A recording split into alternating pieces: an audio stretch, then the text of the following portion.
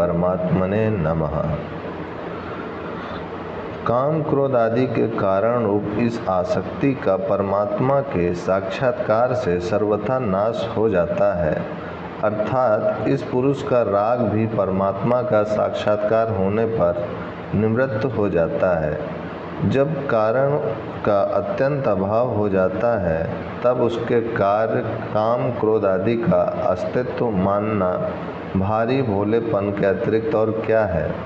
जिस काम रूपी कारण का कार्य क्रोध है, उस काम को श्रीमद् भागवत गीता में भगवान ने संपूर्ण अनर्थों का कारण और साधक के लिए महान शत्रु बतलाया है और उसे मारने की स्पष्ट आज्ञा दी है। अर्थात रजोगुण से उत्पन्न हुआ यह काम ही क्रोध है। यही महाशन यानी अग्नि के सदृश भोगों से ना तृप्त होने वाला और बड़ा पापी है। इस विषय में इसको ही तू वैरी जान। इंद्रियों को परे अर्थात श्रेष्ठ, बलवान और सूक्ष्म कहते हैं तथा इंद्रियों से परे मन है एवं मन से परे बुद्धि है और जो बुद्धि से भी अत्यंत परे है वह आत्मा है। इस प्रकार बुद्धि से परे अर्थात सूक्ष्म तथा सब प्रकार बलवान और श्रेष्ठ अपने आत्मा को जानकर तथा बुद्धि के द्वारा मन को वश में करके, हे महाबाहो, अपनी शक्ति को समझकर इस दुर्जय काम रूप शत्रु को मार। अस्मिता, राग, द्वेष और भय, इन चारों का कारण अविद्या है। अविद्या ही जीव के सुख दुख में हेतु है और उस अविद्या का अभाव होने से ही जीव की मुक्ति होती है। अविद्या रूप कारण के अभाव से उसके चारों कार्यों का आप ही अभाव हो जाता है। योग दर्शनम में लिखा है, तस्य हेतु विद्या तद्भावत संयोगा भावो हानम तददृश्य कैवल्यम। उस संयोग का हेतु अविद्या है। उस अविद्या के अभाव से संयोग का अभाव हो जाता है, उसका नाम हान है। वही दृष्टा की कैवल्य यानी मुक्त अवस्था है। इस अवस्था में सुख दुख, हर्ष शोक, काम क्रोध, भय आदि विकार रह ही कैसे सकते हैं। कुछ लोग इन राग द्वेष, सुख दुख, हर्ष शोक आदि को अंतःकरण का धर्म मानते हैं और शरीर रहते इनका सर्वथा नाश होना असंभव बतलाते हैं, परंतु यह मानना युक्ति युक्त नहीं है, बल्कि श्रुति, स्मृति, शास्त्र प्रमाणों से तो शरीर के रहते हुए ही इनका अभाव होना सिद्ध है।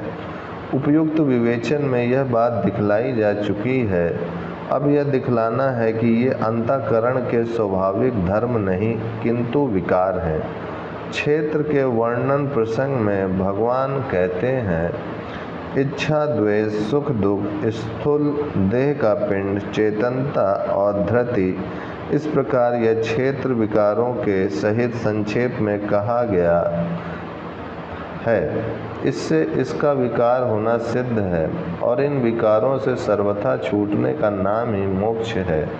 शास्त्र प्रमाणों के अतिरिक्त युक्ति से भी यही बात सिद्ध है। भला यदि राग द्वेष, हर्ष शोक, सुख दुख आदि विकार ही ना छूटे तो मुक्ति किस बंधन से हुई और ऐसी मुक्ति का मूल्य ही क्या है।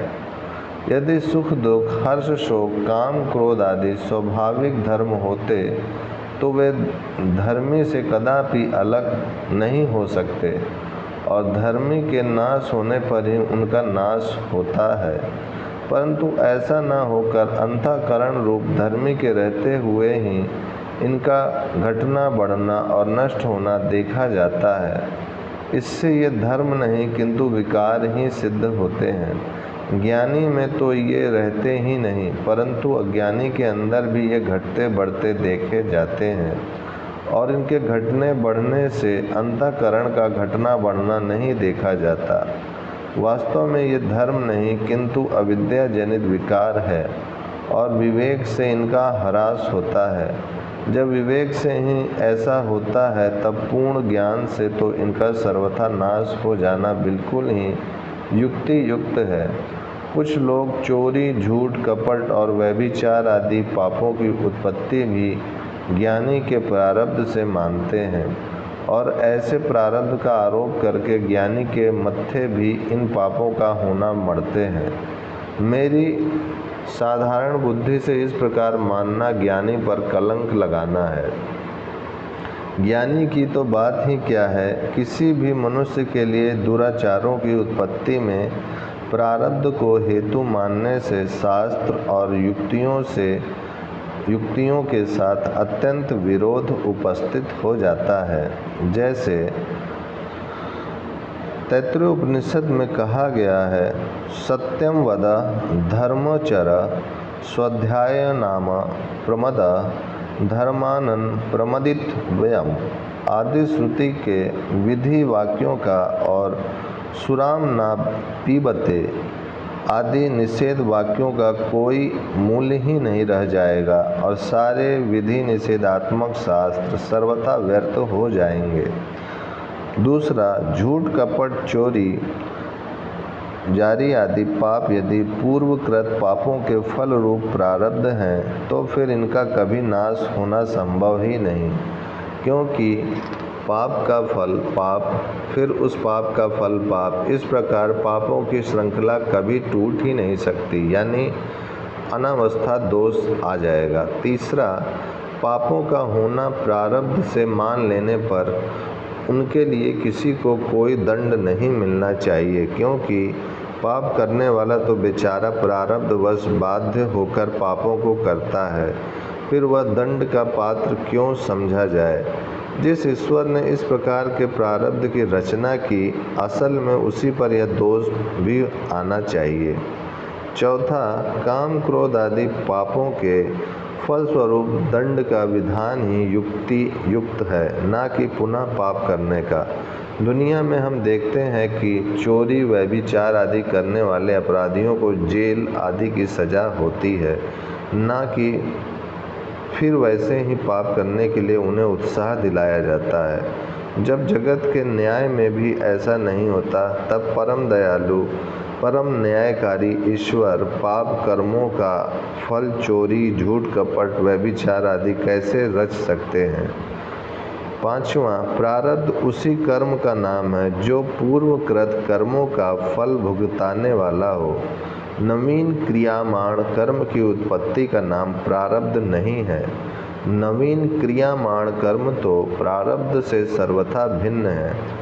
जहाँ कर्मों की 3 संज्ञाएं बतलाई गई हैं, वहाँ पुण्य, पाप आदि नवीन कर्मों को क्रियामाण, सुख दुख आदि भोगों को प्रारब्ध और पूर्वकृत अभियुक्त कर्मों को संचित कहा है। जिन लोगों को उपयुक्त तीनों कर्मों के तत्व का ज्ञान होगा, वे पाप, पुण्य आदि क्रियामाण कर्मों को प्रारब्ध कैसे बतला सकते हैं। अतएव यह सिद्ध हो गया कि राग, द्वेष, काम, क्रोध आदि अज्ञान से उत्पन्न विकार ज्ञान न होने तक जीव के अंतःकरण में न्यूनाधिक रूप में रहते हैं और ज्ञान होते ही इनका समूल नाश हो जाता है।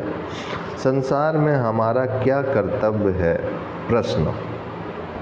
84 लाख योनियों में मनुष्य ही कर्म योनि है, अर्थात इस मनुष्य शरीर में किए हुए कर्मों का फल ही जीव को अन्याय न सारी योनियों में भोगना पड़ता है।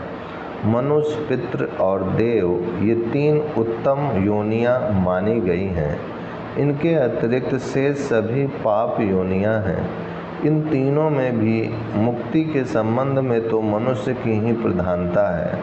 यद्यपि मनुष्य की अपेक्षा देव और पितृ अधिक पुण्य योनि हैं और उनमें बुद्धि तथा सामर्थ्य की भी विशेषता है, परंतु भोगों की बहुलता के कारण देव और पितृ योनि के जीव मुक्ति के मार्ग पर आरूढ़ होने पर पराय असमर्थ ही रहते हैं। जब इस लोक में भी विशेष समृद्धिशाली मनुष्य भोग विलास में फंसे रहने के कारण मुक्ति के मार्ग पर नहीं आते, तब स्वर्ग आदि लोकों में अनेक सिद्धियों को प्राप्त और भोग सामग्री में अनुरक्त लोग मुक्ति मार्ग में कैसे लग सकते हैं। अतएव बड़े ही सुकृतों के संग्रह होने पर भगवत कृपा से यह परम दुर्लभ और मुक्ति का साधन रूप मनुष्य शरीर मिलता है।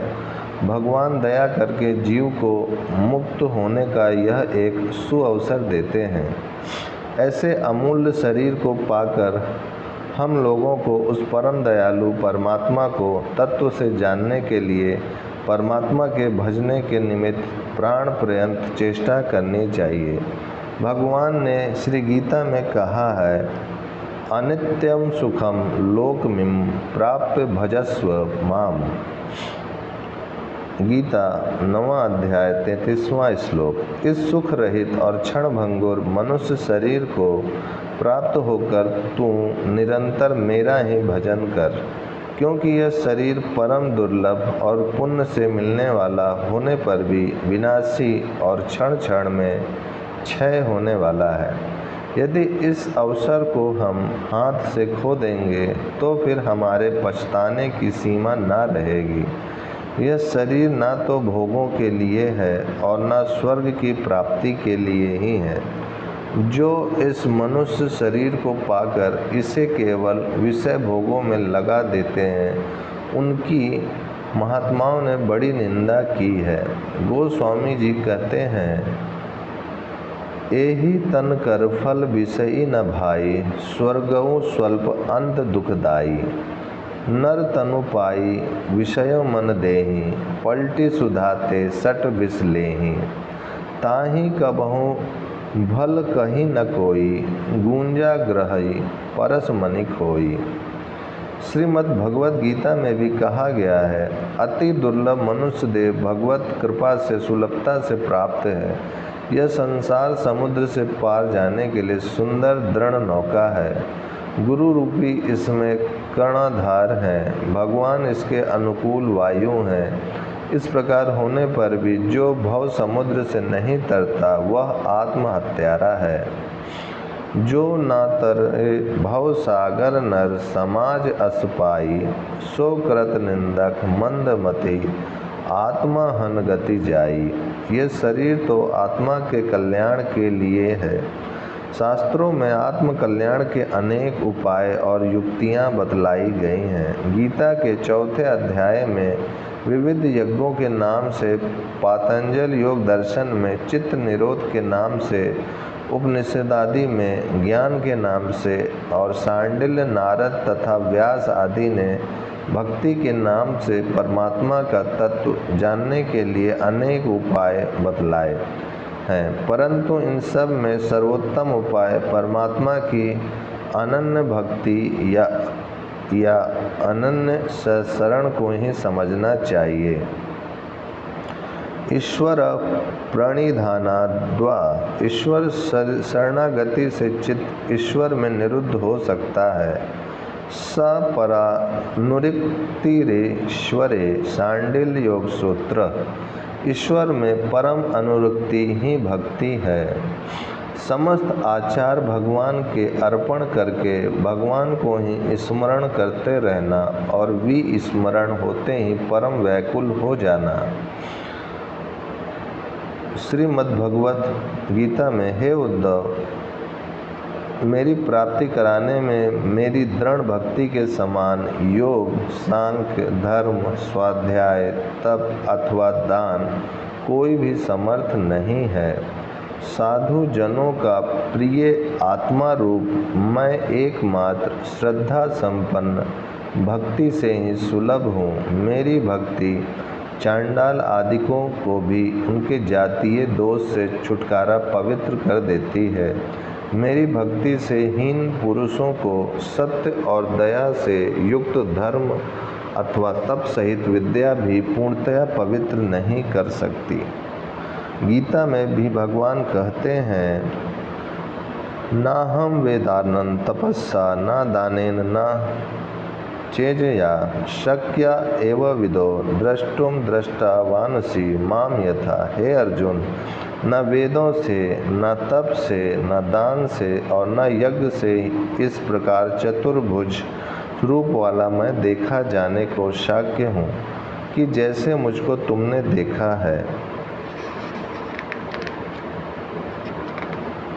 इसलिए तू केवल मुझ सच्चिदानंद घन वासुदेव में, परमात्मा में ही अनन्य प्रेम से नित्य निरंतर अचल मन वाला हो और मुझ परमेश्वर को ही अतिशय श्रद्धा भक्ति सहित निष्काम भाव से नाम गुण और प्रभाव के श्रवण कीर्तन मनन और पठन पाठन द्वारा निरंतर भजने वाला हो तथा मेरा शंख चक्र गदा पद्म और किरीट कुंडल आदि भूषणों से युक्त पीताम्बर वनमाला और कौस्तुभ मणिधारी विष्णु का मन वाणी और शरीर के द्वारा सर्वस्व अर्पण करके अतिशय श्रद्धा भक्ति और प्रेम से विहलता पूर्वक पूजन करने वाला हो और मुझ सर्वशक्तिमान विभूति बल ऐश्वर्य माधुर्य गंभीरता उदारता वात्सल्य और सुहृदता आदि गुणों से संपन्न सबके आश्रय रूप वासुदेव को विनय भाव पूर्वक भक्ति सहित साष्टांग दंडवत प्रणाम कर।